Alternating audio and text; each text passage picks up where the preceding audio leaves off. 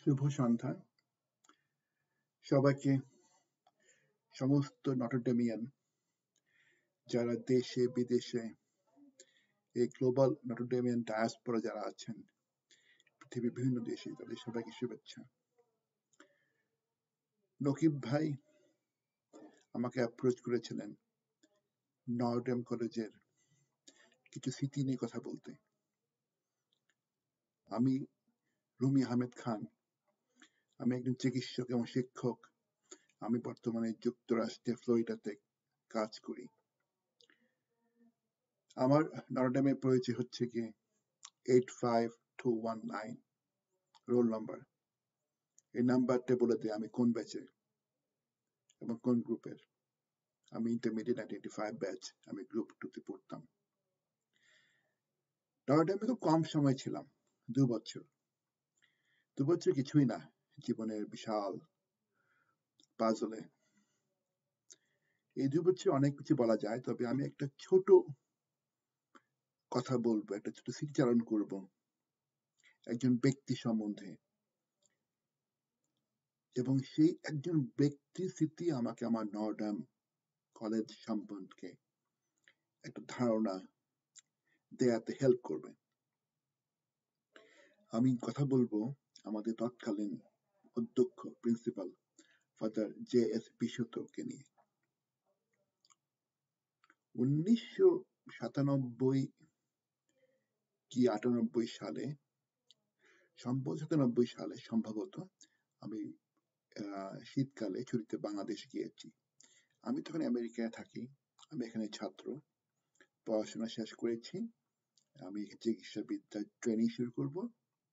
বাংলাদেশে গেলাম, আমার নটরডেম কলেজ থেকে একটা কাগজ লাগবে, একটা টেস্টিমোনিয়াল, একটা মার্কশিট, তারপর সার্টিফিকেট লাগবে। ওইটা কলেজে গিয়ে আনতে হবে। তখন ডিসেম্বরের শেষ দিকে আমার খেয়াল ছিল না। আমি একদিন ক্যাম্পাসে গিয়ে হাজির হলাম, দেখি যে ডিসেম্বরে ক্রিসমাসের পরে সব বন্ধ, পুরো কলেজে অফিস তালা মারা, পুরো ক্যাম্পাস খালি, কিছুই নেই, সব বন্ধ। কি আর করা, আমি বিষণ্ণ মুখে ফিরে আসছি। যখন ফিরছি তখন দেখি যে মূল ফটক দিয়ে ফাদার বিশুদ্ধ ওনার সেই ট্রেডমার্ক বাইসাইকেল বাইক করে ফিরছেন। আমার সঙ্গে এক বন্ধু ছিল, উনি আমাদের থামালেন। কি হচ্ছে এখানে, কি চাই, কেন এসেছো, তোমরা কারা? তখন ফাদার বিশুদ্ধকে বললাম আমরা কারা।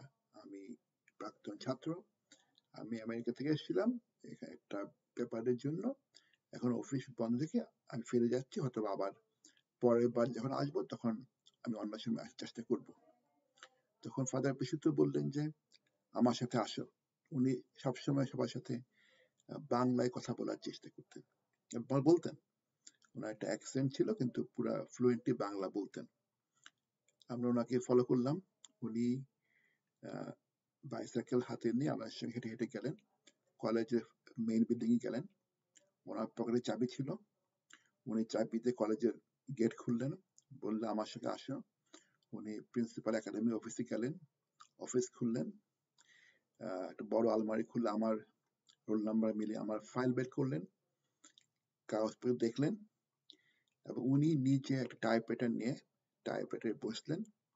আমার ডকুমেন্ট উনি নিজে টাইপ করলেন, সাইন করলেন, সিল করলেন, আমাকে হাতে দিয়ে এই প্রথম হাসলেন, হেসে বললেন এটা চলবে?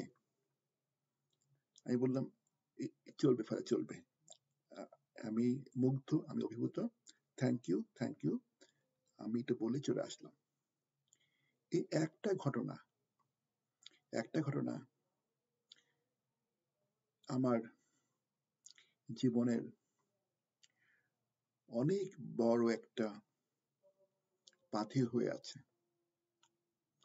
জীবনের প্রত্যেকটা ক্ষেত্রে আমার যে গদ-বাঁধা দায়িত্ব, আমার যে গদ-বাঁধা নিয়ম, এইসবের নিয়মের বাইরে গিয়েও যে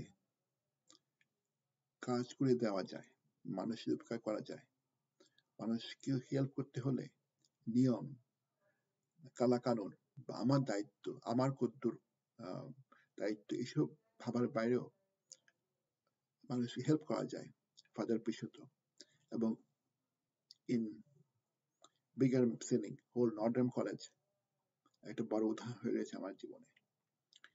এই পরবর্তী যখন আমি কোনো ধরনের কোনো সুযোগে এসছে মানুষকে সাহায্য করার, তখন এটা আমার দায়িত্ব কিনা, এটা আমার কাজের সময়ের মধ্যে পড়ে কিনা, ওইটা ভাবতে গিয়েও যখনই মনে পড়েছে ফাদার পিসুতের সেই কথা, তখনই আমি আবার চেষ্টা করেছি অ্যাকোমোডেট করতে, ফ্লেক্সিবল হতে, এবং at the end of the day সব নিয়ম কানুন, সব আইন কানুন, সব দায়িত্ব যে সীমানা, তার উপরে একটা বড় সীমানা আছে, একটা অসীম সীমানা, ওটা হচ্ছে মানুষকে উপকার করা, এই মানুষের জন্য কিছু করা।